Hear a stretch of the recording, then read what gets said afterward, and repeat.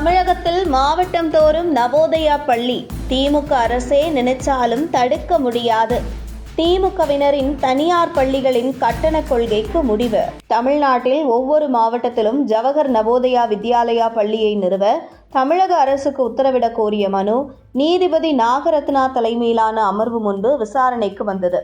இதனைத் தொடர்ந்து தமிழ்நாட்டில் நவோதயா பள்ளிகள் அமைக்க 6 வார காலத்திற்குள் இடங்கள் கண்டறிய திமுக அரசுக்கு உச்சநீதிமன்றம் அதிரடி உத்தரவிட்டுள்ள நிலையில் தொடர்ந்து நவோதயா பள்ளிக்கு எதிர்ப்பு தெரிவித்து வரும் திமுக அரசு சம்மட்டி அடியாக இந்த உத்தரவு அமைந்துள்ளது என கல்வியாளர்கள் கருத்து தெரிவித்து வருகிறார்கள்.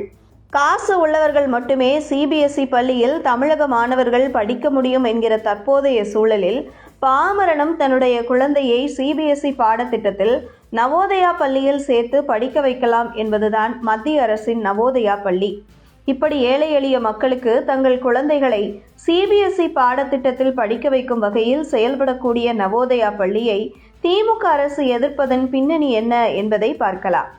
ஜவஹர் நவோதயா வித்யாலயா பள்ளி முழுக்க சிபிஎஸ்இ பாடத்திட்டத்தை இலவசமாக கற்றுக் கொடுக்கும் மத்திய அரசின் கட்டுப்பாட்டில் இயங்கும் பள்ளி.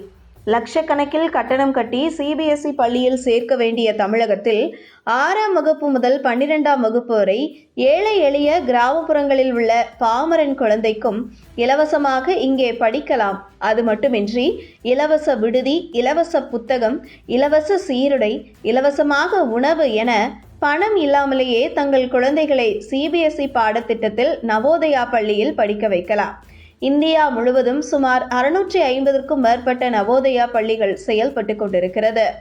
ஆனால் இதில் கசப்பான உண்மை என்றால் தமிழகத்தில் வெறும் ஒரே ஒரு நவோதயா பள்ளி மட்டுமே செயல்படுகிறது. அந்த வகையில் காசு உள்ளவர்கள் மட்டுமே படிக்கும் சிபிஎஸ்இ பாடத்திட்டத்தை இந்த ஒரு சூழலிலும் ஏழை எளிய மாணவர்கள் படித்து முன்னேறிவிடக்கூடாது என்பதால் நவோதயா பள்ளியை திமுக அரசு எதிர்க்கிறது என்கிற வேதனையை பலரும் பகிர்ந்து வருகிறார்கள். மும்மொழி கொள்கை என்கிற காரணத்தை சொல்லி உலகத்தரம் வாய்ந்த நவோதயா பள்ளியை எதிர்க்கும் திமுக அரசு அவர்களின் கட்சியைச் சேர்ந்த தலைவர்கள் நடத்தும் பள்ளியில் பணத்தை பெற்றுக்கொண்டு மும்மொழி கல்வியை கற்றுக் கொடுப்பது என்பது எங்கே நவோதயா பள்ளி தமிழகத்திற்கு வந்தால் இவர்கள் நடத்தும் பள்ளிகளின் வருமானம் பாதிக்குமோ என்கிற அச்சம்தான் என்கிறார்கள் கல்வியாளர்கள். நவோதயா பள்ளியை எதிர்க்கும் திமுக அரசின் இன்றைய தமிழக அரசு பள்ளியின் நிலை பரிதாபத்தில் உள்ளது.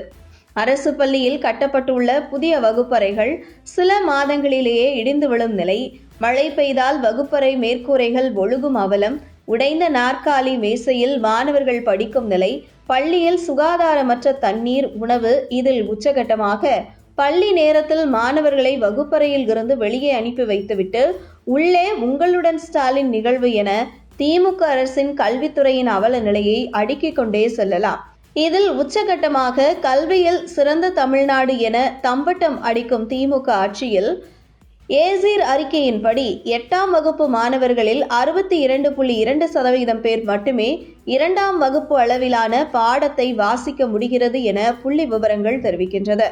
இதுபோன்ற அவலத்தை போக்கும் வகையில் அமைந்துள்ளது நவோதயா பள்ளிகள் தமிழகத்தில் மாவட்டம் தோறும் வர இருப்பது.